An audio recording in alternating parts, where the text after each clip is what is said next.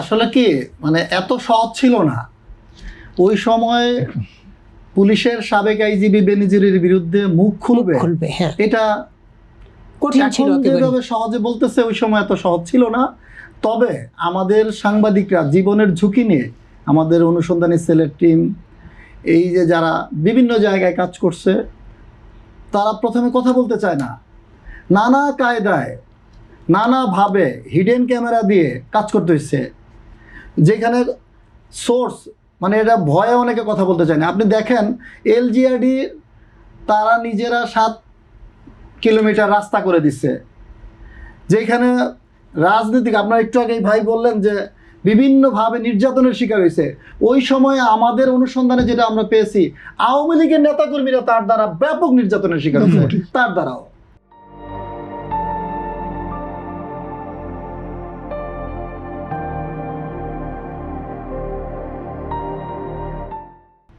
এবং অনেকের বাড়ি ঘর নিয়ে গেছে, জেলও খাটছে আওয়ামী লীগের ওই সময় নেতাকর্মীরা তার দ্বারা। তো আমি যেটা বলতেছি যে সেই যদি গাজীপুরের রিসোর্টের কথা বলেন, রিসোর্টের আশেপাশে অনেকের জমি নিচে কথা বলতে পারে নাই, সেই সাহসও ছিল না, সেই সাহসও ছিল না। কিন্তু দেখা গেছে আমরা তাদের নাম প্রকাশ না করার শর্তে দিছি, কিন্তু তার নামটা আমরা দিতে পারিনি। আবার যেসব জায়গায় মোটামুটি কথা বলতে যে যা নিচে নিচে আর কি হবে লিখে দিছি। আমি একটা কথা বলি আজকে, ডোন্ট মাইন্ড, আপনি কিন্তু এইগুলি কথা বলেছেন, আপনার প্রতিবেদন থেকে নাম দেন নাই, কিন্তু মানে হোয়াট হি ডিড তোর প্রতিবেদনে ছিল, বিভিন্নলি ছিল, আমরা দিছি। এমনকি দেখেন আপনি শুধু আমাদের যদি সম্পদের কথা বলি, একটা ফ্ল্যাট মানে দুইটা ইয়াতে গুলশানের যে ফ্ল্যাটে দুইটা ফ্ল্যাট আর কি, এটা তার 2 মেয়ের নামে না, একটা কি আর কি দুইটা ইয়ে করা হচ্ছে আর কি, 2 তলায়, হ্যাঁ ডুপ্লেক্স হিসাবে। ওইখানের একটা ফ্ল্যাটের দামে প্রায় 25 কোটি টাকা। হ্যাঁ এইটা আমরা কল্পনা করা যায়। এই যে এখানে ইয়েতে পড়তো ওনার মেয়ে, নর্থ সাউথে পড়তো, সেখানেও 4 কোটি টাকার ফ্ল্যাট কিনে দিচ্ছে। তো এইগুলা আমরা যখন করতে যাই আমাদের কিন্তু প্রচন্ড ভয় ছিল, কিন্তু আমাদের সাহসটা কিন্তু আমার পেছনে যদি ধরেন আমার কর্তৃপক্ষ যদি বলে যে না সত্য রিপোর্ট লেখলে কোনো ভয় নাই, এখনো আমরা কালের কণ্ঠ কিন্তু আমরা আংশিক নয়, আমরা একটা পুরো সত্যটাকেই আমরা চেষ্টা করি তুলে ধরতে যত প্রভাবশালী থাকবে।